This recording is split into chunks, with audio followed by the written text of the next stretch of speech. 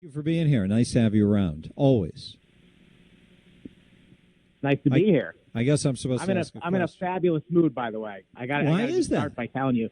Because I feel like for the first time in a long time, the sun is peeking through the clouds. Oh, yeah. And that, for a guy like me who has been saying that the mask mandate is ridiculous and should stop for a year and a half now.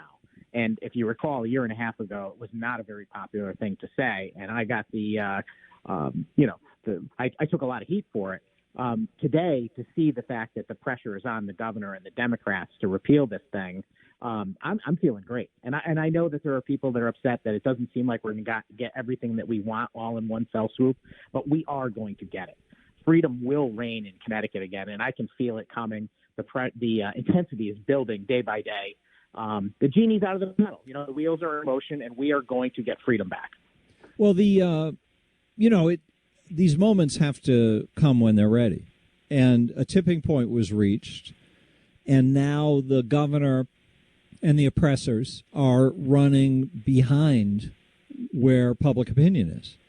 And that puts the burden on them, and that's what creates the sun, I think. That's what you're describing, right? That's exactly correct. And, the thing that I've been trying to describe to so many people for so long, and really my whole career in politics really, is that politics is the essence of getting public opinion on your side so you can make the necessary change. And even the worst, most tyrannical, demonic government officials will do the right thing if the public is pressuring them to do so. And we are witnessing that. We are watching Governor Lamont, who had no problem coming along and extending his emergency power 6 times in a row at the stroke of a pen with little care in the world. Now he's afraid to do so. And now there's this huge debate swirling around the legislature. I've spoken to my colleagues in both parties, and even the Democrats are sweating this vote on Thursday. And they don't even know what it is yet. That's the other thing, too, is there's a lot of speculation about what's exactly going to happen. Well, what do you mean? Fill us in on what this vote is on Thursday. Well, right now, the rumor is that the governor is relinquishing his authority as of the 15th. And in order to perpetuate the emergency orders, masks included, the legislature is going to have to vote to extend the public health emergency and put in place whatever orders they choose. And so I presume we're going to go in. The start of session is tomorrow, Wednesday, which is a ceremonial day. But we will be back in on Thursday to debate and vote on having the public health emergency extended, which is up for a tremendous debate. That's the point I've been making for over a year, that we're not actually in a public health emergency. And there are no parameters they can give us to say when it begins or ends. And then the other thing is what orders will be extended.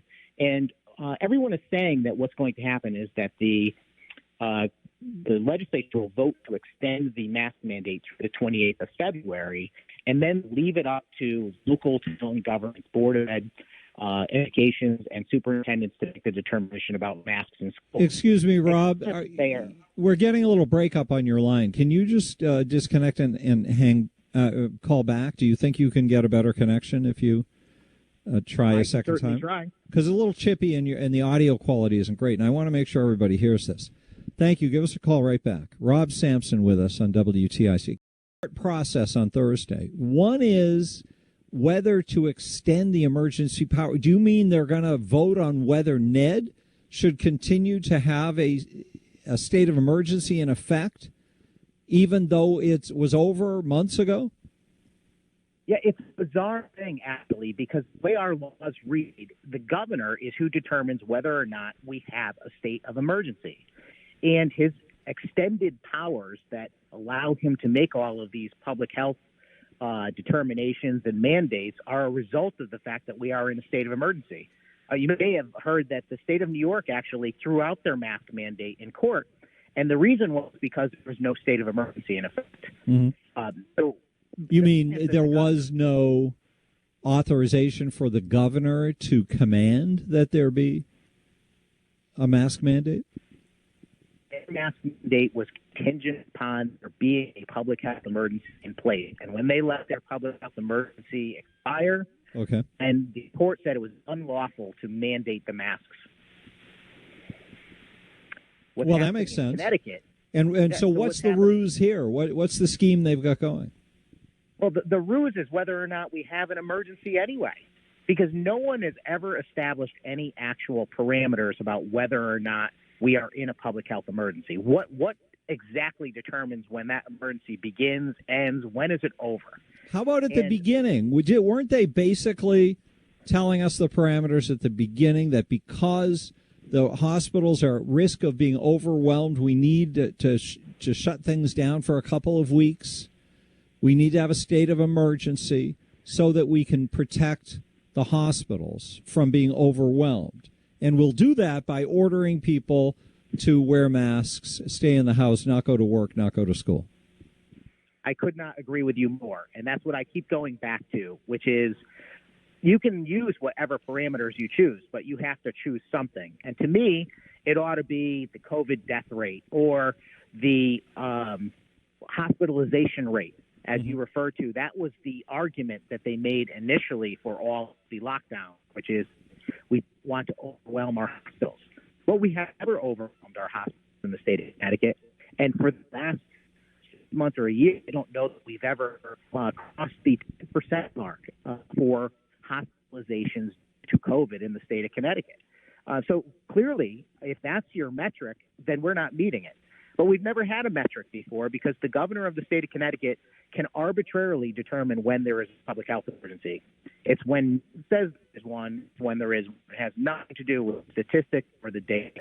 Well, but so that up and I'm sorry, Rob, but that's only possible for him to, on a whim, say we're in a state of emergency, even though there's no emergency. And he admits there's no emergency because he says, I want to have the state of emergency in case something happens, I'll be able to move quickly. And that's a confession that there is no state of emergency because the purpose of having the mechanism in the Constitution for the governor to be able to declare a state of emergency is so that he can move quickly and not have to wait to try to organize the legislature into session to grant him emergency powers. So if he's saying, I need to have the state of emergency in case there's an emergency, he's already proven there isn't a state of emergency. That is correct. Aside from which, he can always declare a state of emergency at any point in time, and it's immediately effective. It takes no time. This is all politics. It is all about Ned's political future. That's why he tells these lies over and over again, and the midget Democrats in the state capitol run around repeating them with this aura of meaning, like they're important. And they're necessary, and they wear their best shiny suit so they can look as slick and untrustworthy as possible while they're lying to us. It's so gross. Amen to that. It is gross. And the thing now is, Todd, that it's not just going to be about midget Ned. It's going to be about the Democrats perpetuating the same lie because they have to make the same decision to declare in writing as a statement of law and fact that we are in a public health emergency on Thursday, and they are not going to tell us what the parameters are for that. They are not going to tell us. Hospitalization. So you're going to have a vote? You're going to have a vote on that without a discussion about what their parameters are? Well, we're going to attempt to have a discussion, but there will be no definitive answers to those questions. I can guarantee that. It never has been, and it won't be on Thursday. Well, then everybody will vote against it. It would be irresponsible to vote for something if it's not justified. I can see how all that has worked, stopping. All right, Rob, your connection has gotten worse, so let's take our break. We've got one coming up in a minute, so maybe we can move it up a little bit and see if we'll try one last time to see if we can get a good connection because your voice. First off, some of us actually have reverence for the office and the importance of the job we are doing for our constituents. And on Thursday, some of us will absolutely indeed be arguing on what parameters we're basing a public health emergency on that is affecting the lives of our constituents. And for you, Todd, I drove down the street to find a better connection so that we could communicate clearly. Thank you. It's my pleasure and it is my privilege to join you, and thank you for all the great work that you do in the fight for freedom. I'm sorry for the trouble, but I want people to hear what you say. Absolutely. And I'm sorry for being so anxious today, but I really want to get to part two of what's going to happen on Thursday, which is I am concerned because no one knows yet really what the bill is going to look like. Mm-hmm. They had this sham hearing today a few hours, despite the fact there are 1,000 people who want to testify to discuss what should be done about the masks in schools. But a normal public hearing actually is about a piece of legislation that people can read and talk about and determine whether it's good or bad. And I would assume that normally the voting of legislators is similar, that it's voting on a piece of legislation that's been out there, that the public has absorbed, they've asked you questions about, they've given you comments on, you've talked to your fellow legislators, you've talked to your caucus, the Republican team, to see what you should answer with. Isn't that normally how it's supposed to work? That's how the legislative process is supposed to work. But sadly, it's not exactly normal because the Democrats operate in secret every which way they can. They try and skip the hearing process. They try and skip the committee process. They emergency certify bills.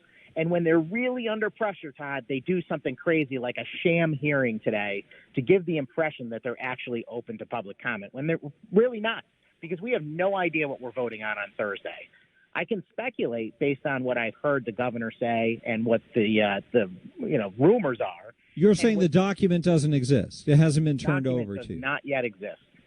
And what concerns me about it is what is being telegraphed by the commissioners of DPH and the State Department of Education and the governor himself is that they're going to turn this control over to local boards of education.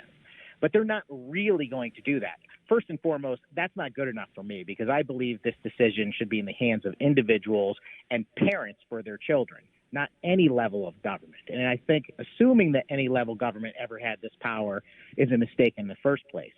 But what concerns me is they are saying that the Board of Eds are going to decide, but they're saying that they can decide in conjunction with guidance from the Department of Public Health. And that is what's wrong because the Department of Public Health is going to tell them to keep the masks on and put them in a terrible bind. Really what needs to happen is this just simply needs to go away and let parents and their children decide for themselves. Well, don't you feel, we are running out of time, but don't you feel that they do this at their peril? If they keep this nonsense going on unnecessarily, things get worse for the Democrats, don't they? I completely agree. But what they're trying to do is they're trying to hide their culpability, the same way they do on electric rate hikes, yes. Todd. They created this PURA organization to hike the rates based on the policies they make, but then they are hands off. We didn't do it, PURA did it. And they're going to try and pull the same thing here and blame it on the DPH or whomever. But you're absolutely right. The jig is up. People know what's going on. We are going to win this battle. So anyone who's listening who is depressed about this situation, know that we are winning. No one is switching from our side to theirs. More and more people are waking up every day, and it's an unstoppable force at this point. It's just a matter of time before we get our freedom back. All right. Well, how do people find you on social media or whatever? You can find me on Facebook and Instagram, everywhere. It's the same place, which is /Sampson4CT, or just look me up as State Senator Rob Sampson. All right, Rob, always great to talk with you, State Senator from Wolcott. You are an important voice, and it's great that you share your voice with us. Thank you so much. Thank you so much, Todd.